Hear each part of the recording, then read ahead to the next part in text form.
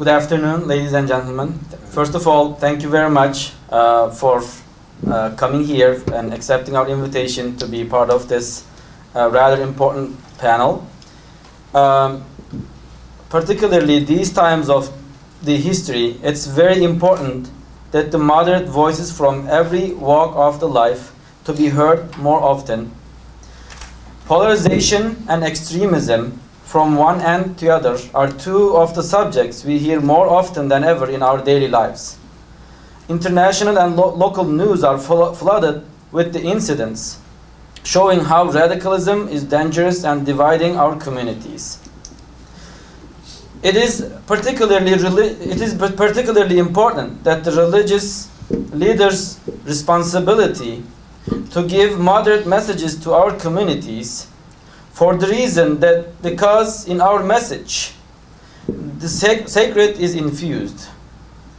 When we speak to our communities or got into interaction with them, every message we give to them is seen as either sacred or the interpretation of it, therefore needed to be followed. That is why our words and our behaviors are very important. Well, I will leave that part to our religious leaders here in the panel, and I would like to give you a little bit information about our institute and mosque. The Institute of Islamic and Turkish Studies has been established here in 2007, and later on the mosque part, which you are in right now, has opened its doors in 2009. As an institute and as a mosque, we are a part of a larger community originated in Turkey and now all over the world called Hizmet Movement, or sometimes it's known as Gülen Movement. Hizmet Movement has been inspired by a scholar and religious leader, Fethullah Gülen. He has been always the advocate of moderation, dialogue, and education. Those were the tenets which the Institute and the mosque has been established upon. We serve as a prayer place for Muslims and a place for them to learn their religion, and also we serve as resource center for those who need information about Islam, Quran, and Muslims, regardless of their religious background. The mosque part serves as a prayer place for Muslims. It gives them opportunity to practice their religion. At the same time, we try to give them the moderate understanding and moderate practice of Islam as well. This is one of the very important tenets of the Institute and the mosque that's established upon. And in the Institute part, we have different dialogue programs and also classes for those who need to learn about Islam and about Quran and about Muslims. And those classes, and we have them on demand. If we have like 5 or 6 people who are interested, that's why when we have the classes, and these are particularly based upon informational basis. So whenever people are in need of learning about Islam and Muslims, we are here for them to give that opportunity to learn about Islam and Muslims. As part of our mission to build bridges between communities through dialogue, and we have annual interfaith clergy dinners that we organize each year. And so far, we had the 4th one. Hopefully, we will have the 5th one in November. About 50 to 60 different religious leaders from different communities joined to that program and shared the ideas and learned from each other. And with that, we learned that as religious leaders, we can come together and learn from each other. It is very important for religious leaders to come together and learn. And also another venue for us to establish this goal is to organize interfaith religious leaders trip to Turkey. So we can, it's very important, it's very similar. The ones that Rumi Forum has been organizing so far, but this is particularly for religious leaders. When we go there, we visit important religious places for different religious traditions. And we learn from those who lived in the history how they lived in peace and harmony. And during the month of Ramadan, as you already know, the month of Ramadan is very important for Muslims. During the month of Ramadan, each night, we have here fast-breaking dinners. And we invite every night a different community from this region. So each night, different community, church leaders and their congregants is our guests. So that also gives us opportunity to learn from each other.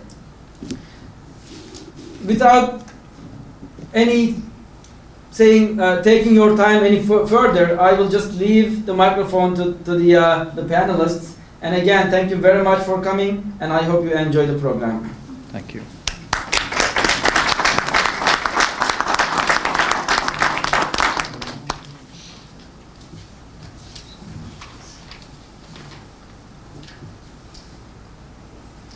I was an assistant professor of sociology at Oklahoma State University when a young white man blew up the Alfred P. Murrah Federal Building in Oklahoma City on April 19, 1995.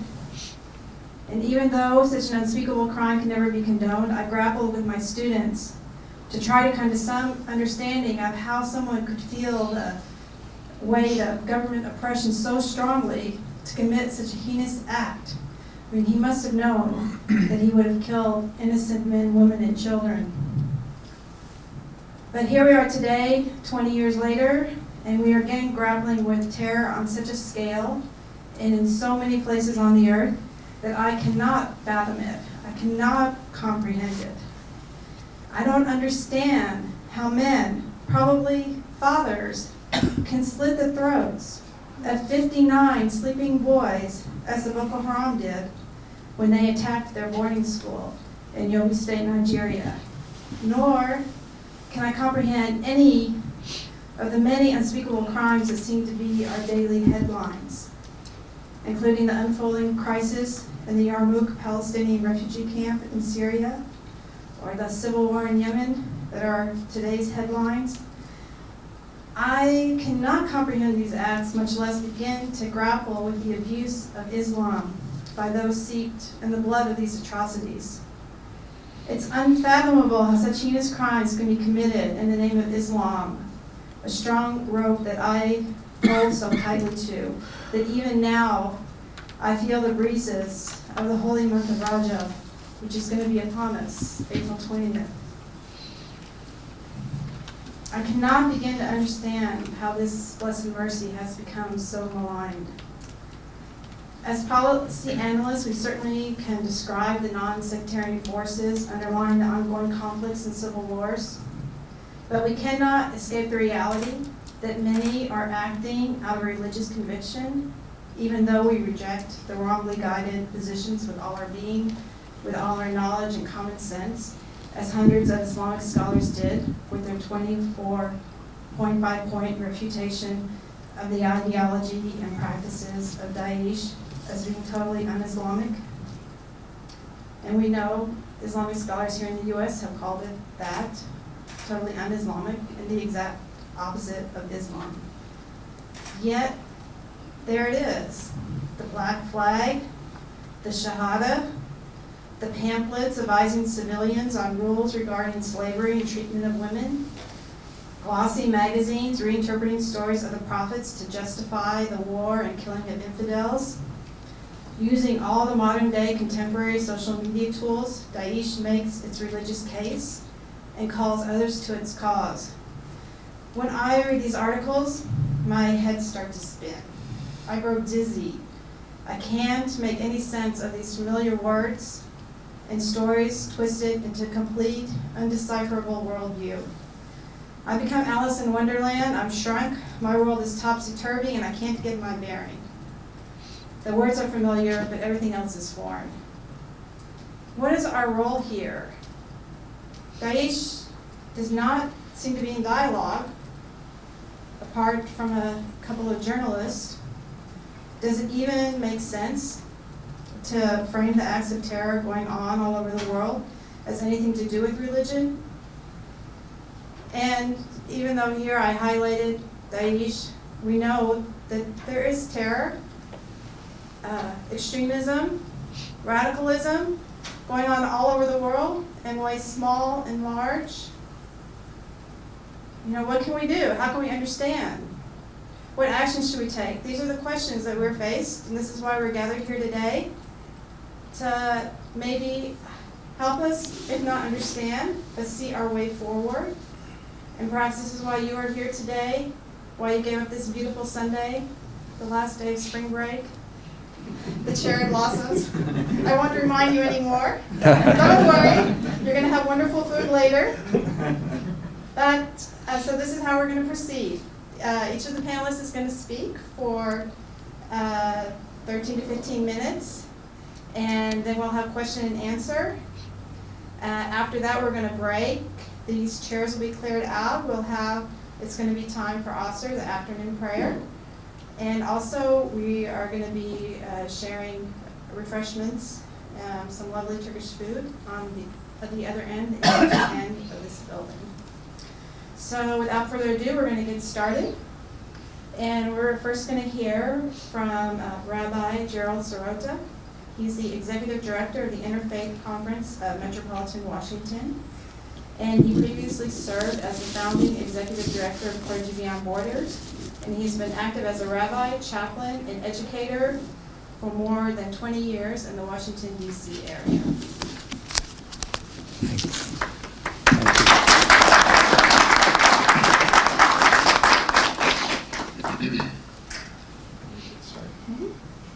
Assalamu alaikum. I feel very much at home in this beautiful space. Thank you for hosting us. I feel Allah's presence here very, very strongly. And I was delighted to have an opportunity to come out here and visit Imam Bilal and the community here, which has been involved a little bit with the Interfaith Conference of Metropolitan Washington that I'm the executive director of for the whole 9 months. One of a group of young people from this community came and sang together in the Interfaith Conference Interfaith concert last November. They sang beautifully in Arabic, English, and Hebrew, which was their choice, and that was a true model for the folks who were there. That a particular community would take the time and the effort to learn a language that was foreign to them and from another faith and culture. I don't think anybody else. We had somebody singing in Spanish, but they didn't. They spoke in only their native language. So I just had to come. I'm sorry I don't see any of those beautiful children. I don't remember. It was the other Imam's kids. Were some of them? Imam Mehmet's kids. Yes, Imam Mehmet's kids. Where's Imam Mehmet? Where is he? There he is in the back. There are 3 parts to what I wanted to say, but Imam Bilal's mention of the responsibility of teachers and religious leaders in regard to countering extremism and maybe even exaggerating or contributing to extremism is a serious issue. But I'm going to tell a little story that's not serious, although it was told to me by the Grand Mufti of Bosnia, told to a whole conference, interfaith conference. He spoke of a mufti who had a lot of students, obviously, and he was traveling in his community, and he sees one of his students, one of his strongest students, just lying there by the curb, drunk. He had alcohol, and this was a student of the mufti, and he didn't understand it. So he goes to the student, goes up to him and said, "What's happened to you? What's happened to you since you were in the madrasah?" And he said, "Those whom Allah instructs, they end up like you." But those whom the imams instruct, they end up like me. So we have some responsibilities for those of us who are religious leaders and teachers to teach our traditions correctly. I mean, that's the answer to the question, or an answer, is if the religious leaders teach from their texts and rightly interpret those texts, we would not be where we are today. There's tremendous ignorance in the communities from which we come. Jews are ignorant of Judaism, Christians are ignorant of Christianity, and Muslims are ignorant of Islam. So the main answer is teaching, teaching, and teaching. Now I'm going to focus on three. I left my watch over there, so maybe you should hand it to me, Margaret. I had 3 points. I have only 10 minutes left. I can't deduct for the joke from the...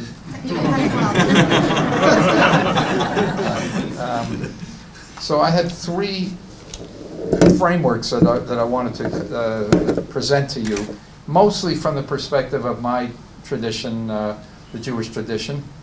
But since I've learned from Christianity and Islam, and now Interfaith Conference is even broader than that, we go from Baha'is to Zoroastrians.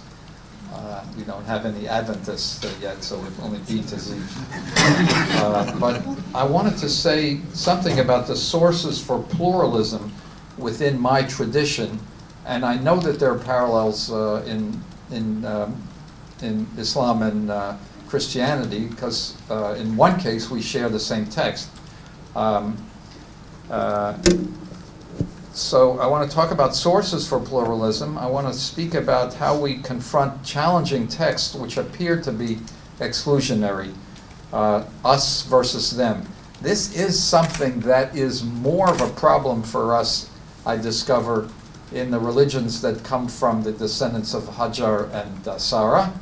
Some people call them the Abrahamic traditions, but Ibrahim would not have done much in the way of having followers and descendants without Hajar and Sarah. So I'd say the traditions that come from Hajar and Sarah. We have from time to time defined ourselves as opposed to the others.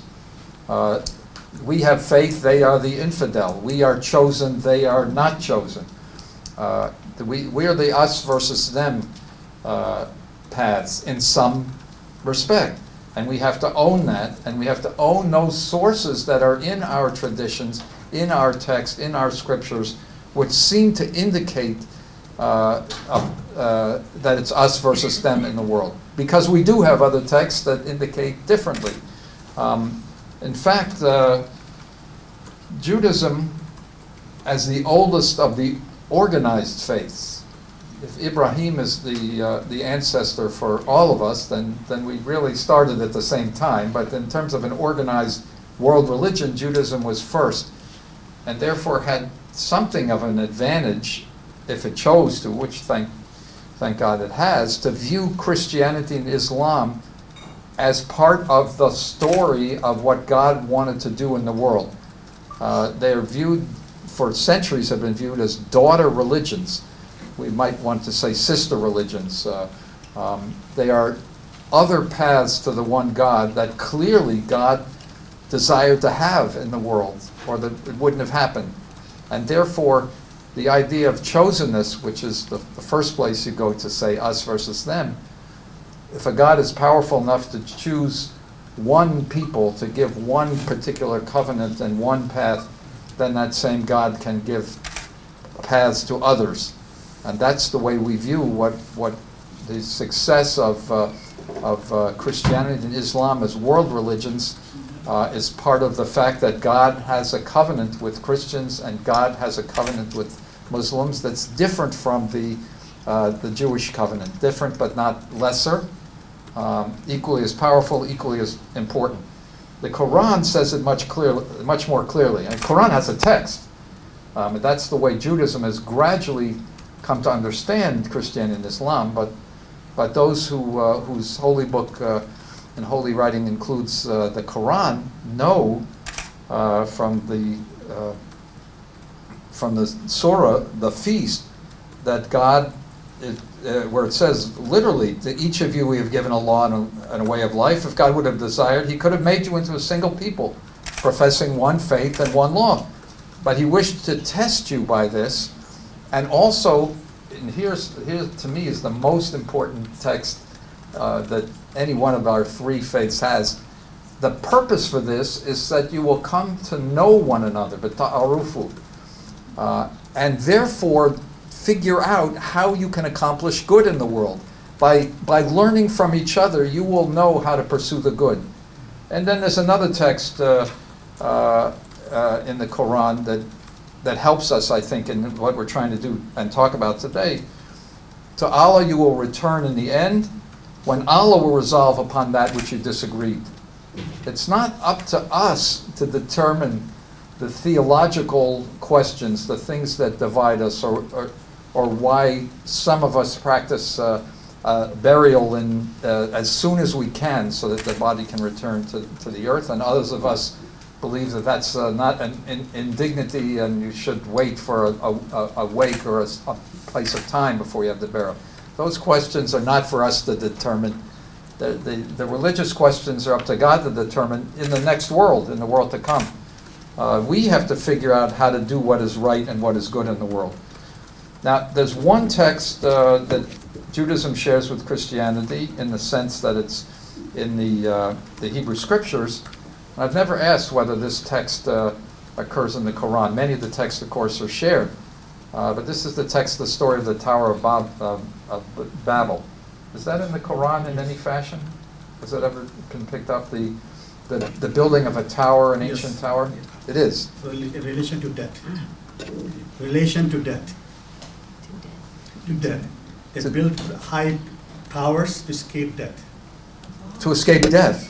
So that was the reason. So the Tower of Babel is built, and it looks like a beautiful project. This is a version of that same, I think that same text in the feast. It looks, here's people, they speak of one language and one faith, and they're building a very high tower because they want to approach the heavens. They have a worthy strategy, speak one language, they seem to be a worthy goal, but their plans are foiled by God, and instead the people are spread around the world to speak different languages. Somehow this one project that everybody would agree to was viewed by God as a totalitarian project. It was bringing power to humanity and not glory to God.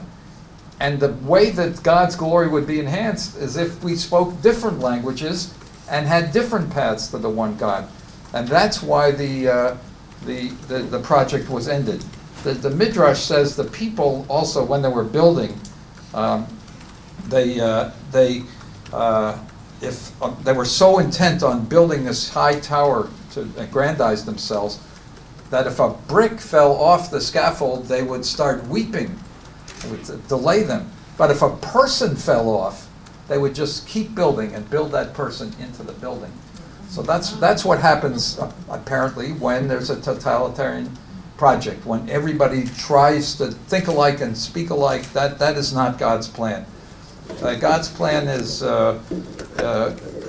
exemplified better in another building from the prophet Isaiah, which forecasts that at the end of time, on this earth, not in the next world, which we have as a matter of faith, but this is also a matter that there will be a time when a house will be constructed, a house of prayer for all peoples, according to the prophet Isaiah.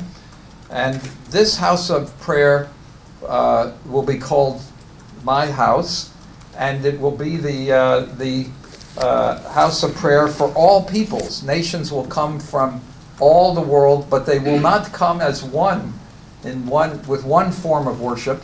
That house of prayer will be a house of prayer for all peoples. They will come in their languages, with their religions.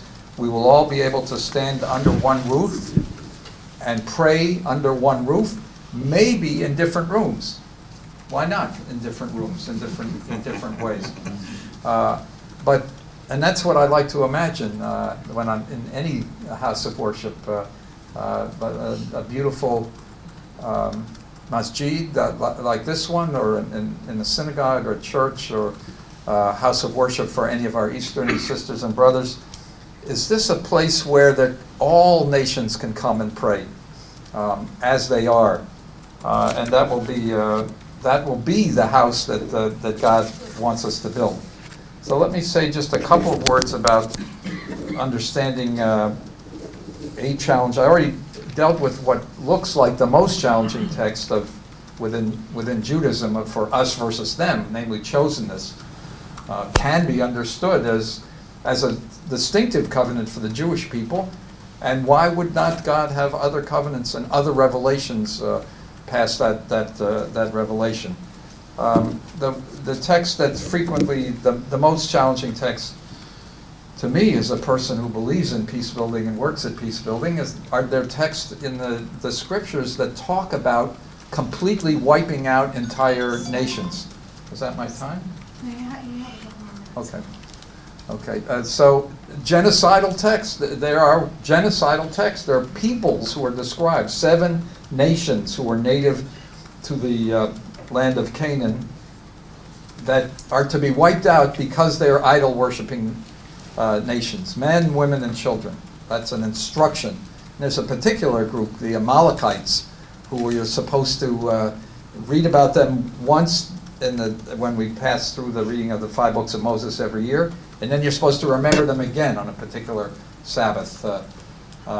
And they are to be utterly blotted out from the face of the earth.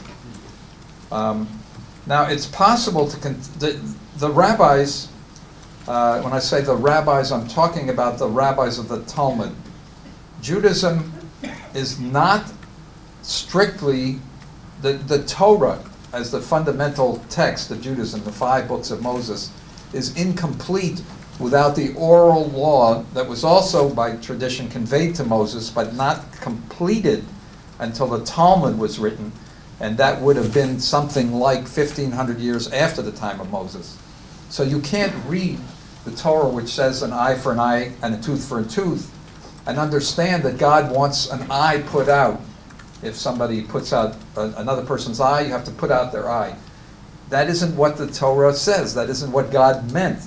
God meant the value of an eye for an eye, the value of a tooth for a tooth. How do I know that? Because it's in the oral tradition and the Talmud.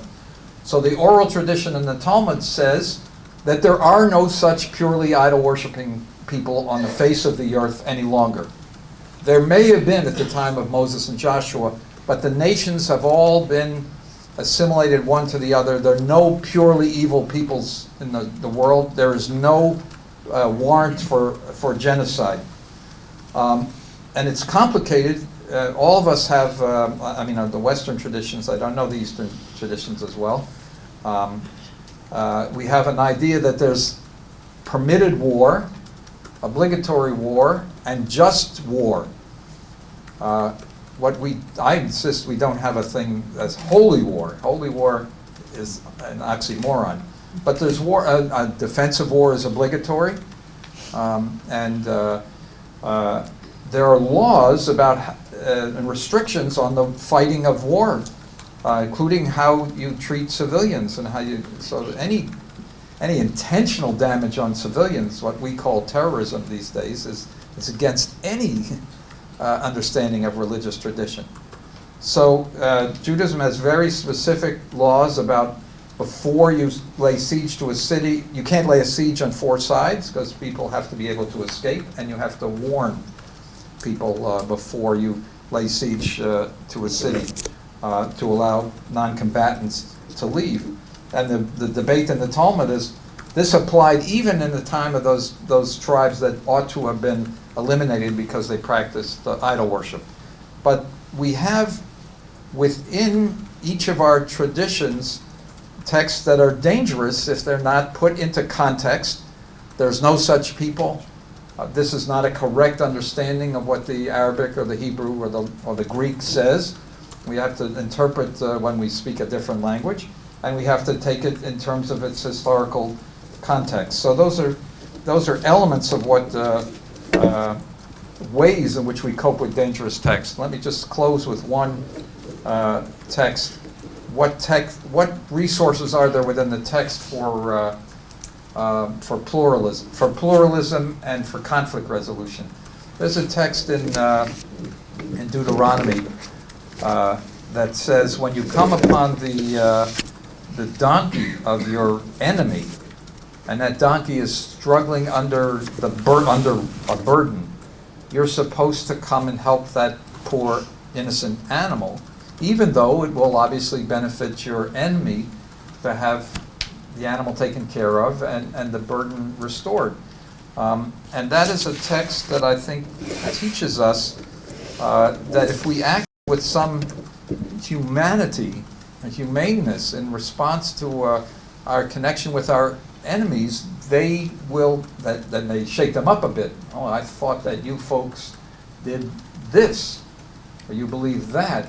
So this cognitive dissonance you can create by generosity, and that's a very small example of it, but common mourning when we have common losses is an important way that we can do this. So there are many strategies for conflict resolution, and that's only one example, but the best way for any of us to respond to the question that's been given is to offer the opportunity for dialogue such as today, so that we can learn from each other to do what God most wants, do for each other and with each other what God wants most for humanity to do. Thank you very much.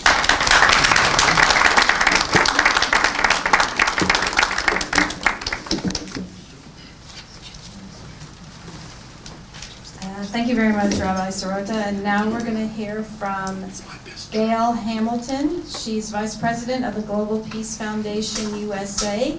She works as the Director of Interfaith Partnerships and the National Director of the Safe Haven Campaign, Interfaith Alliance to Abolish Human Trafficking. And she's going to speak with us today about the roots of radicalism and a powerful counterproposal.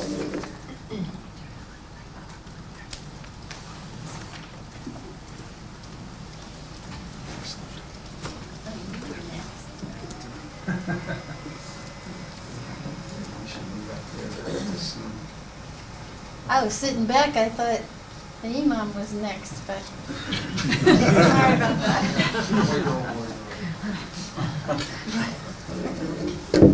Is this the one you want here? Mhm.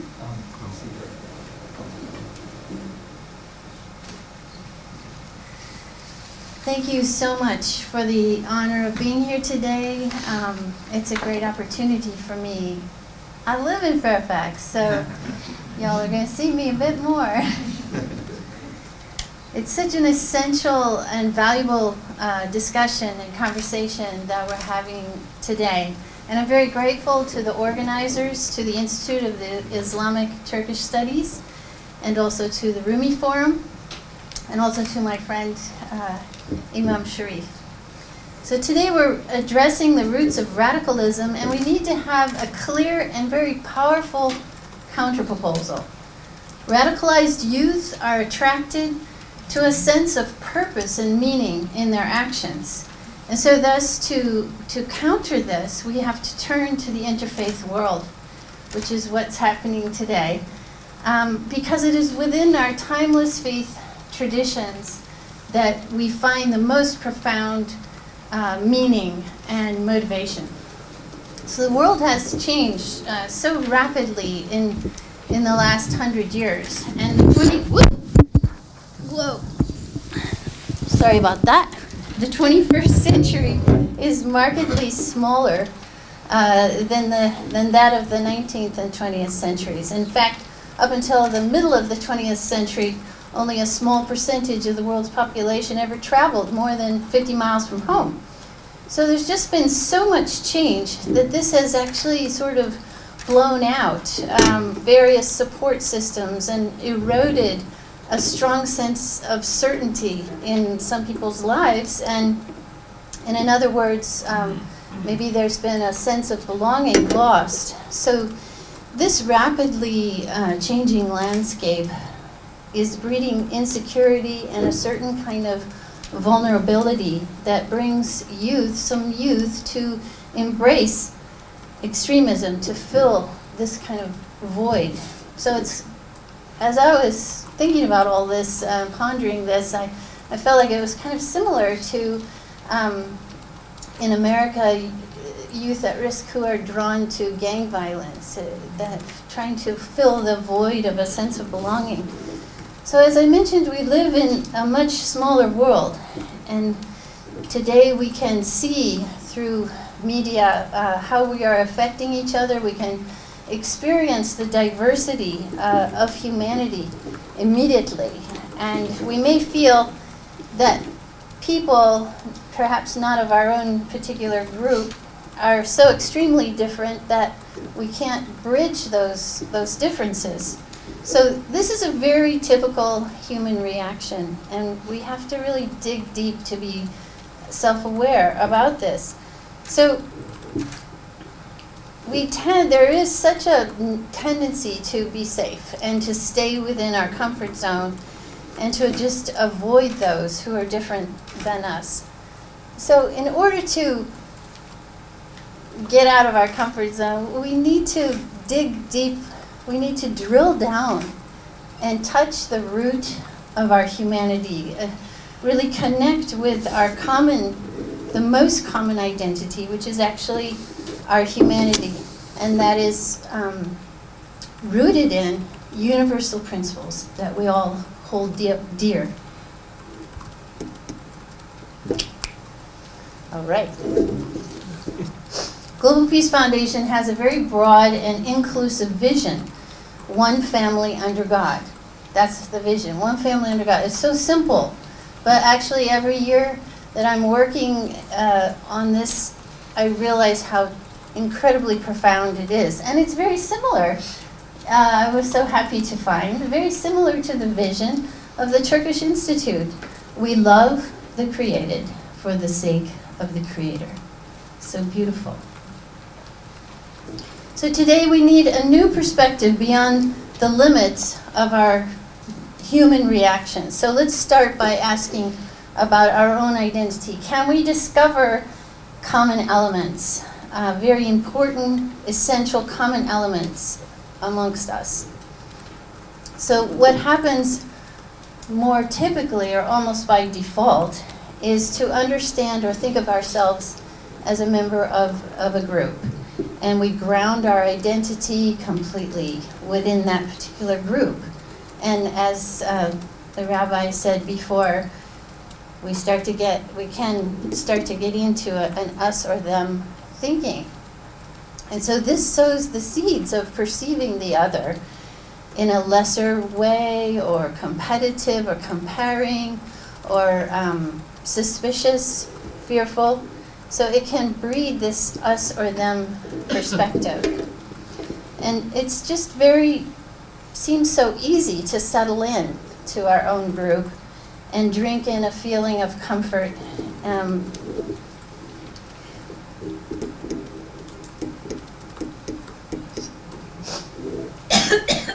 So the perception of our own interest, if we stay within our group, if we don't venture out and challenge, if we just stay within our own this group identity, then we will lose a sense of our common interest.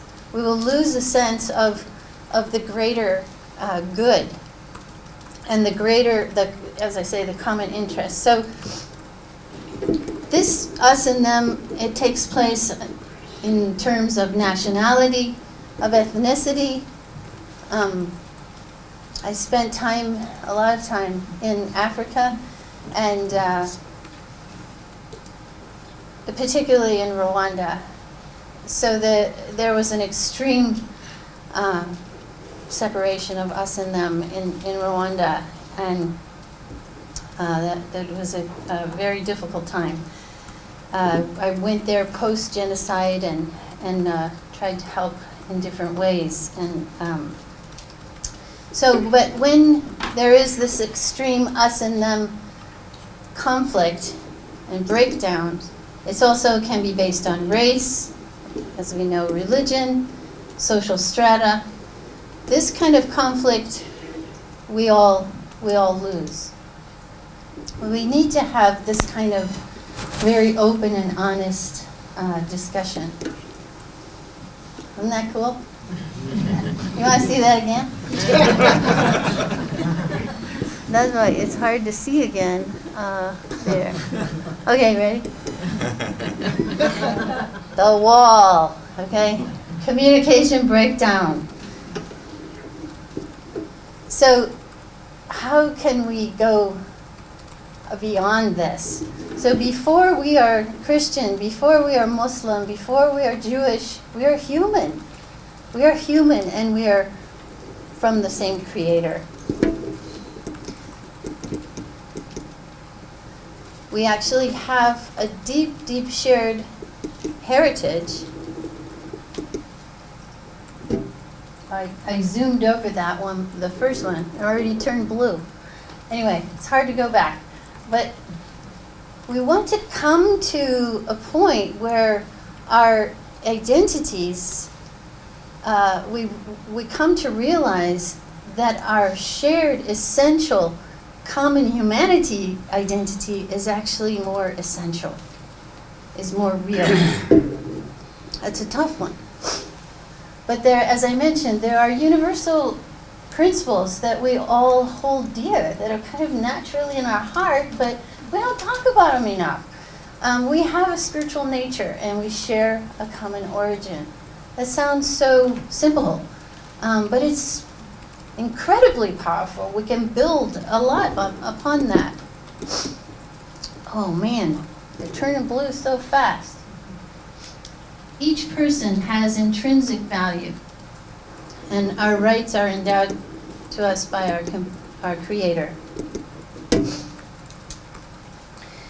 So these points, this perspective has significant implications. In order to change our direction toward a more peaceful world, we have to engage with each other like a human family and understand that the essential reality, there is an essential reality more important than the divisions that separate us.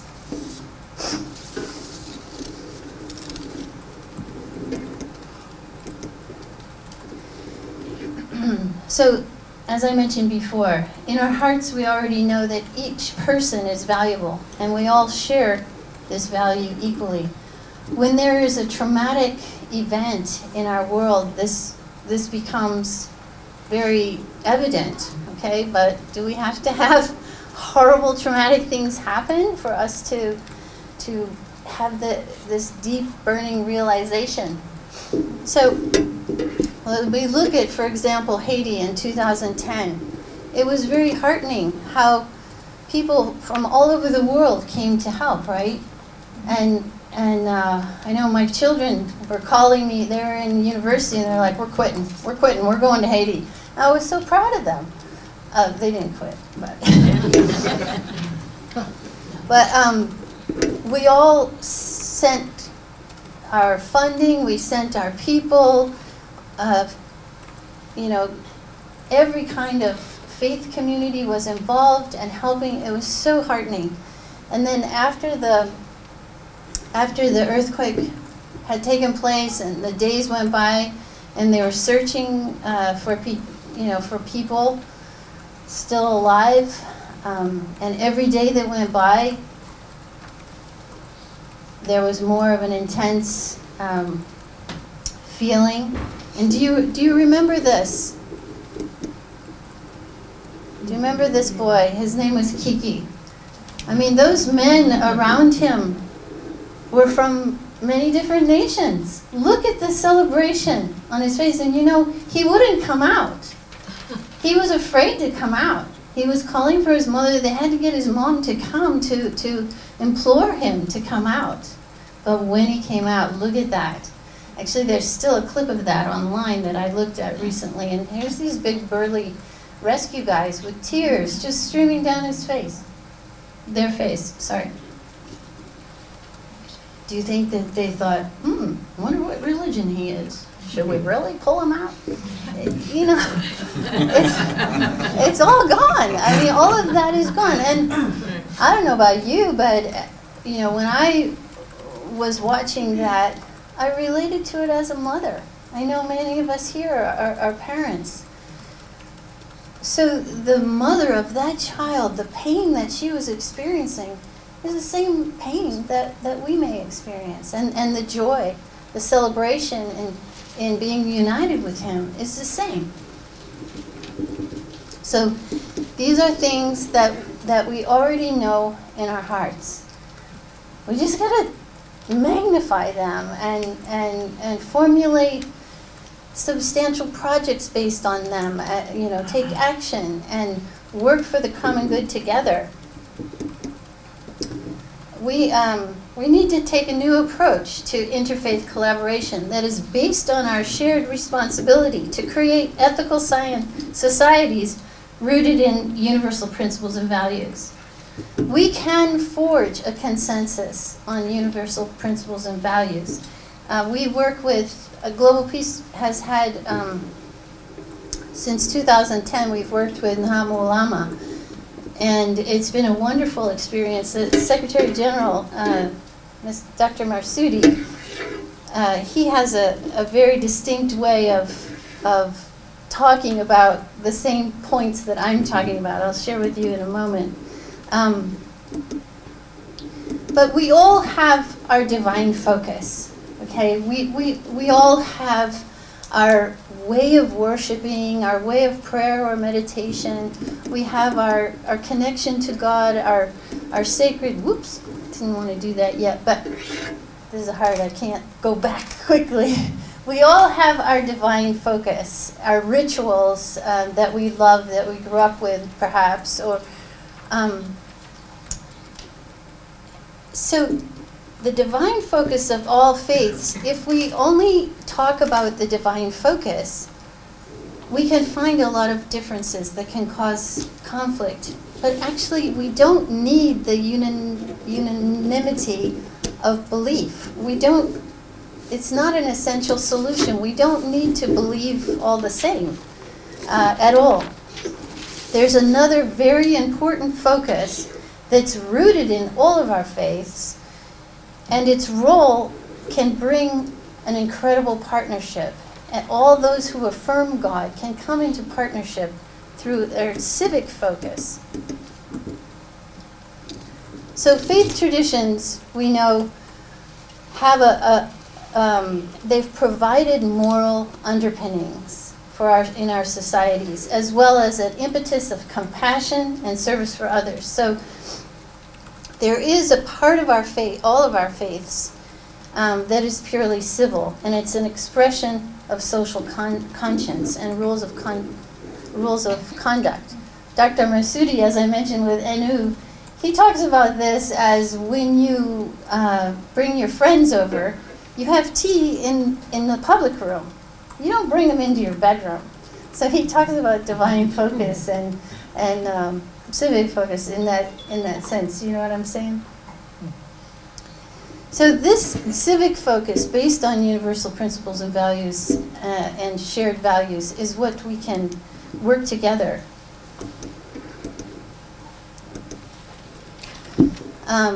This can sound very fluffy in a way,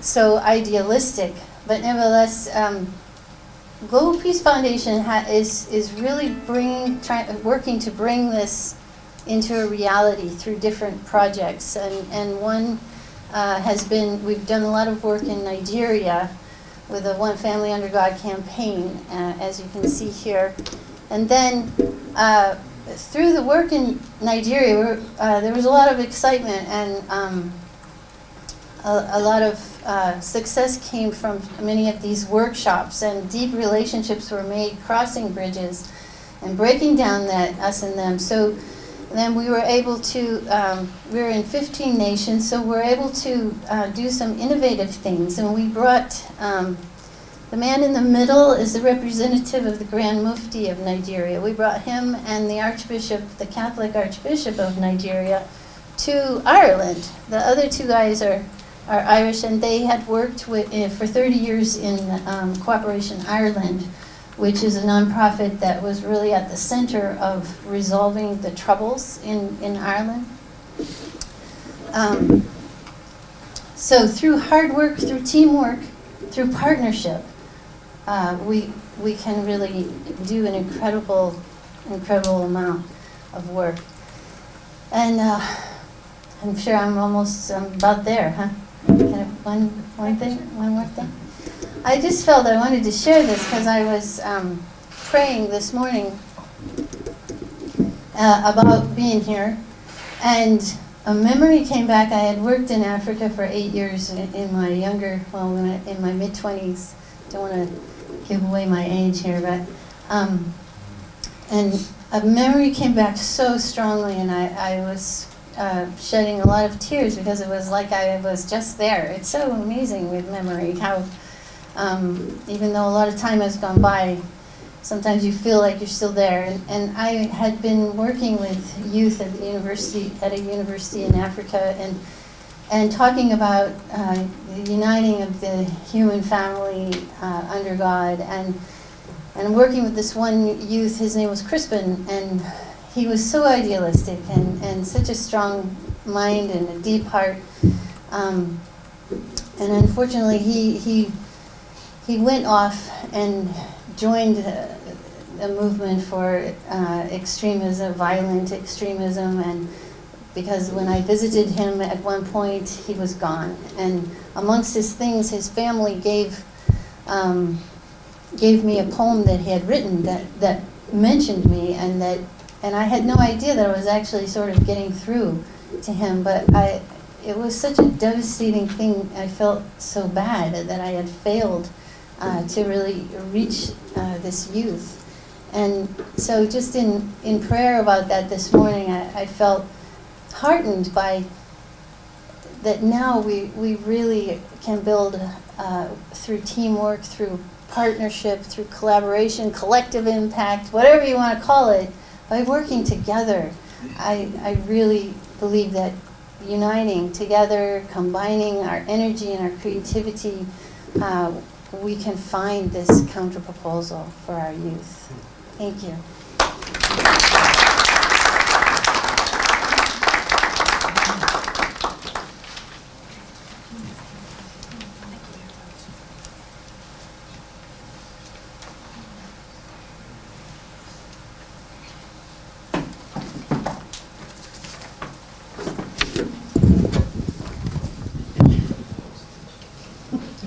Thank you very much, Gail. You gave us much to think about. And I just want to make an announcement that Imam Zia is not able to join us today. He had a funeral to attend, and like the Jewish people and Muslim people, bury their dead right away. So anyway, we received word he cannot come. So our final speaker today will be Imam Talib Sharif. He's the president imam of the historic Nations Mosque, Masjid Muhammad. And I also want to mention that Masjid Muhammad is one of our co-sponsors today, along with the Rumi Forum. So we really extend a heartfelt thanks to you, and we look forward to hearing your comments.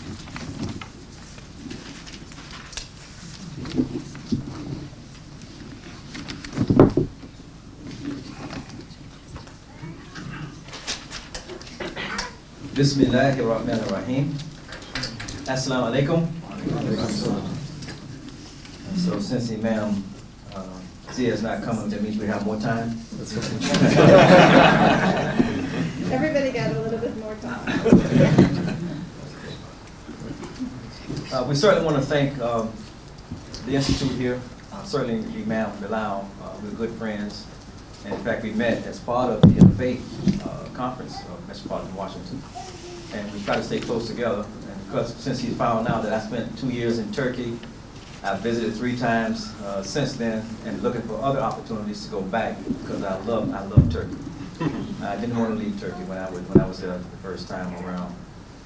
And we're certainly glad to be on the panel with our dear friend Rabbi Jerry. Again, we are grateful that he got the position to lead that as a director. Already doing wonderful things. And our dear sister Gail Hamilton, we have joined the global movement. We're on the national advisory. In fact, we were in Nigeria with them, and we just returned not too long ago from South America doing the work of peace. And it's so much needed in that arena. So our topic today is dealing with faith, the role of faith leaders in addressing conflicts, the roots of violent extremism, radicalization. I kind of like to look at what God has put in motion, and so I kind of go back to find out what our role is. The Quran gives us pictures that takes us back. And one of those pictures is we have a picture before God began to bring about creation. Obviously, there's nothing. There's nothing. And then he says in bringing about creation, it says that the creation was in a state of violent commotion. It's one translation. One translation says disturbed smoke. The Bible, Torah, this is again the beginning picture. That same story is in all the scriptures. And then God didn't want it to stay that way. So he said to it, come you together, willingly or unwillingly. And of course, in the Quran, the creation responds to God. And it says, we come willingly. And so when order had been established, and each body was given its orbits, given its identity, its role. Then and after that, there was peace in the heavens. Therein is a universal logic for human life and progress. God is giving us a picture of what must be done and how we are to do it on earth. And of course, we say Muslim, one of the fundamental definitions of a Muslim is one who submits to the will of God, which is exactly what the creation did before us. God said, come willingly or unwillingly, but it came willingly. It willingly submitted to God. That's nature. That's the nature that was here before us, but that is also the nature that we came out of. The nature that we came out of has in us the same nature. We don't have a nature really that wants to disobey God. You see, our nature really wants to obey God. Just like in the creation is saying that it doesn't want to go against what God approves. So we came out of that. And from that, again, from that, now we're last. The scriptures show that Adam, that's the name we gave to the first one, that he was created on the sixth day. And all the scriptures say 6 days of creation. And we find Adam on the sixth day, but all of that comes before us. And then because scripture tells us, in some scriptures, they identify each day, what happened on each day, what was created on each day. And after it, God speaks about the nature that it had, said it was good. It was excellent. And that goes on for each day in terms of what God created. And then, of course, on the sixth day, we find Adam, and he said the same thing about Adam that he said about everything else he created, that it was good, it was excellent. So that's the original nature, And we know now from Adam, he had an identity. But Adam's identity, being he was the first, the original identity that Gail was talking about, our origin, our common origin, his identity was not a racial identity. Couldn't have been. Was not an ethnic identity. Was not a national identity. None of that stuff was here. You see, all that came later. So his identity, which was the first identity that God had gave to the first one, it has to be the most important identity, and that's human. And that is always the basis for us to come back to when we see someone performing in another identity that causes problems against the human identity. The human identity is the only identity that's strong enough to support and give help to every other identity. We have to come back to that identity. So now from Adam came all the wonderful, beautiful, diverse, like we see in this room, expressions of human life. And God has decreed that none of us can come into our humanity. We see people out of their humanity. We see people who are inhumane. God said none of us can come into our humanity until we appreciate, not tolerate. Some say we tolerate. No, we appreciate each of these expressions in the human family of Adam. Now from Adam, we know God tells us, he said that we don't have to look back and keep looking back at a historical figure. He said if we want to know ourselves and know our identity, we look at God said he creates, and in the Quran he said he recreates. He repeats it. So we don't have to if we can't find it back there, we just look at present day. What is God? Because God is constantly doing things. It may look a little different. But he says, we want to see Adam again. Every child born gives us another chance to look at Adam again. You know, they come here the same way Adam came here. They don't come here with an identity. You might give them a name, but they're not conscious of that. They may come here from a family that's a race, but they're not conscious of their race. They may come here as part of a nation, but they're not conscious of a nationality. They're not conscious of none of that. You see, all of that comes later. They come here speaking a universal language that's common. They smile exactly the same. They laugh exactly the same. You see? They love exactly the same. And they're so close to God. And our spirit, the spirit is so close because they come from God. You know, they come from heaven, we say. And that babies, that their spirits are so strong. And for all of us, you know, that Allah says on the Quran, that our soul is not just in the body, it's also outside the body. So it's not just contained. We feel spiritually too. So what babies do, if someone has something wrong with them, if they're maybe a bad person, or someone that fears them, the baby might start crying. And that crying is to tell their mother that there's something wrong with this person. Right? And the mother might say, well, they don't normally cry when they go to somebody or something like that, you know. And there are some people that they might feel just the opposite, a good spirit, and the mother might say, he doesn't usually respond like that. They like you, you know, because they feel something because they're so close to God. So God is showing us that really how we all come here. We come here willing to obey, willing to receive love, with the same nature that's in the creation before we come. Now we are here, we are a product of the creation. The creation, even in its death, produces life, you know. Humus, right? Humus is the soil. When things die, everything dies, you know, when the big dinosaurs and everything die, they go back and they give to the earth and it makes it more fertile, so more life begins to come. And it's the warm earth that produces life, to tell us how we are supposed to be as human beings, you see? So we are human. So God is showing us a nature that he put into us. Now this is how it goes in terms, this is where it starts, in terms of the roots of this extremism and radicalization. We all come here in a nature of obedience. We want to obey. And it starts with our parents. We want to be loved. God puts the child right in the arms of the mother.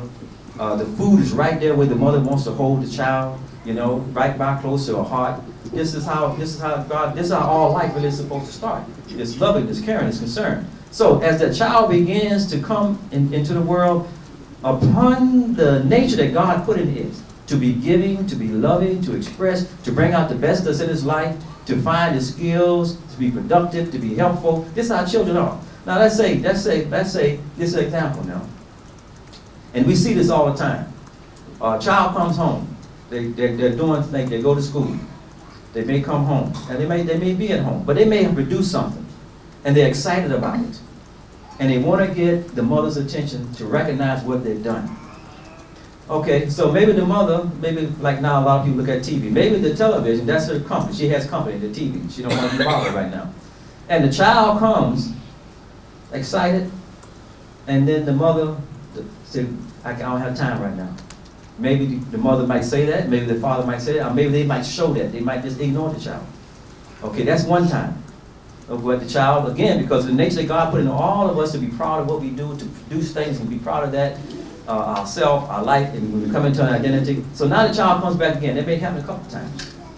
And so now we see the child goes back to the room, and now what the child does is they may take the drawer out and start throwing the clothes out of the drawer.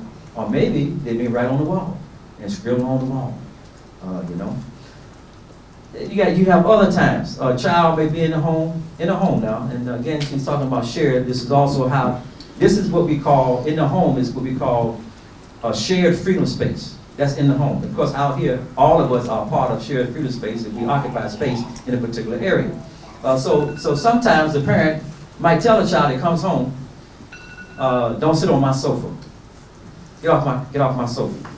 But the child in their conscious mind, this is supposed to be something for all of us. You see, but they're being denied. So all these things are beginning to set up something in the conscious mind. So now when the child begins to act out, throw things, throw tantrums, they are saying that I tried by peaceful means to get your attention, but you didn't respond. So now I'm going to get your attention by violent means.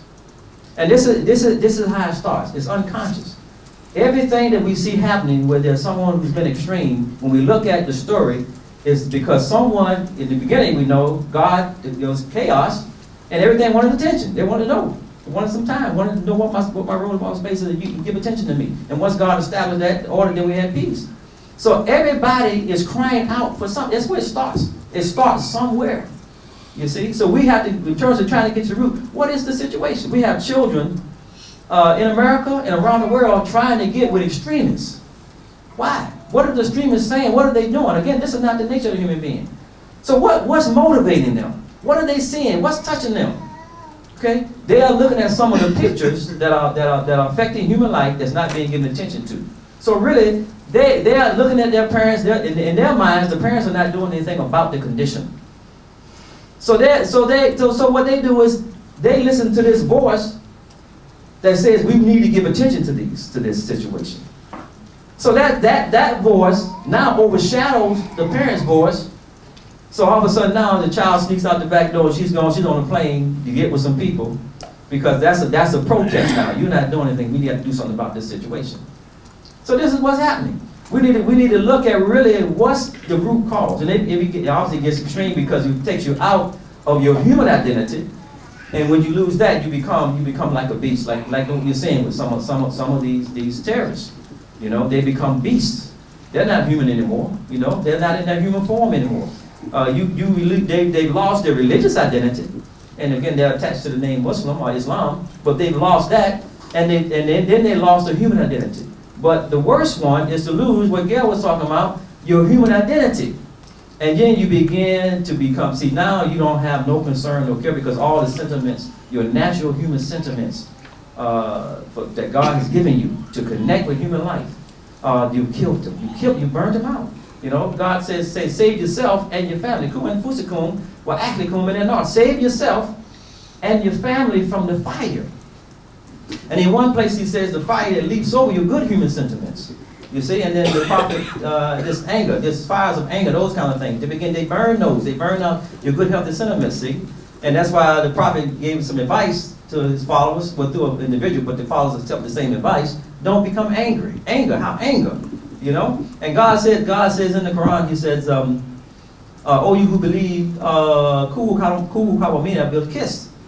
Stand firmly for justice. For justice. Okay, now this is telling us something. As witnesses to God. And he says, and don't let how you feel about other people, what they've called, don't let them cause you to come out of their nature and then be formed as a criminal. So that tells us something. He says, stand up for justice. Be just. So that's said, in our nature, we all want justice. And when you look at the word justice, it's really saying, be just by us.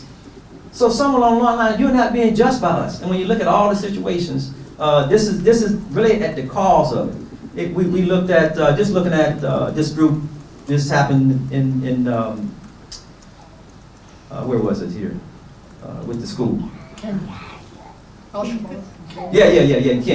Kenya situation. Just looking at their comments. And they are letting how they feel about the Christians who have the majority there and maybe control some of the things, how they're being treated by them. You see, so really they don't, and that's what they're saying. That's one of the things that they say. They don't like what they're doing. They bring Christians in, they teaching them, they giving them stuff that we can't get, etc., etc. And so God says, don't let what other people do and how you feel about them cause you to come out of the nature that I put you in. And he said, and God tells that person, you be just. And God says that being just is close to me. So this is what's missing. So the responsibility of religious leaders are to get back in tune to the nature of human. Let me give you this other example before I close out. I was in Colorado. I had lived in Turkey for 2 years, and then I left Turkey. and my family moved to Denver, Colorado. When my family arrived in Denver, Colorado, at the time that we arrived, a lot of the families were taking their families out of California because the Bloods and Crips was really bad. And they wanted to get their children out of that environment. And so they was moving them to Colorado, and really Denver was one of the places. So really it had become heavily gang infested with Crips and Bloods. And we didn't know. My family had been overseas. Before we went overseas, my children were in private schools, and then overseas they had military schools. So when we arrived in Denver, they had to go to public schools. And they hadn't been in public schools for some time. That was one challenge. But now, the school that we thought we had was in a very good neighborhood, which the neighborhood looked really nice houses and everything, but we didn't know at that time, because we weren't confronted with that it really was a neighborhood infested with Crips. We didn't know that. So after about 6 months, my daughter comes home, and she says this to me. And this is the oldest child. And that's my son over here. He wasn't old enough at the time. He may remember some of the stuff that was happening with the gangs. She said, Daddy, she says, I feel myself changing. She said, I don't want to. She said, but I have to. And of course, as a father, I mean, it hit me. But I understood. I said, I have to go to work. And I meant to go to work to try to help change the community at that time. Denver wasn't ready for it. They hadn't been confronted with it. You know, what happened was the family was getting their children out of the gang environment, but it wasn't getting the gang environment out of the children. So the children who come to Denver, they start writing signs on the bus stop. You know, they'll flash them to just try to get away with others. They start meeting up, getting together, and it started getting really bad, you know. And it got really bad where they had to defend themselves and stuff like that. And so what I did was I went and met with the mayor. I got with others in the community, some of the religious leaders, and we started a campaign called Stop the Violence. It got really, really bad. They had one summer called the Bloody Summer. Not Bloody Sunday, but Bloody Summer. They had so many drive-by shootings that killed so many innocent people, and babies were getting killed, etc. So we started a campaign called Stop the Violence. We got them there to do some summits, some youth summits. The religious leaders started doing things, and I had a couple of, we had a program we started with the cable company. And what that cable company allowed us to do was, we went in the community, found Crips, active Bloods, and then we found some of those who were able to get out because of the help that the religious community had given them, and we took them to the studio. And we took them one at a time and put them in the studio. And we asked them, without the aid of others, to be in there with them in the room, to hear what their comments were. And every single comment from each one of them, when we asked them, why are they doing this, why are they involved, everything that they said, they should have gotten it from home. The gangs give me love. They got my back. They're there for me. So it was something that the nation that they were supposed to be getting, that they wasn't getting, that caused them to begin to join those gangs and get into these behaviors, extreme behaviors, etc. I guess that's time. Assalamu alaikum.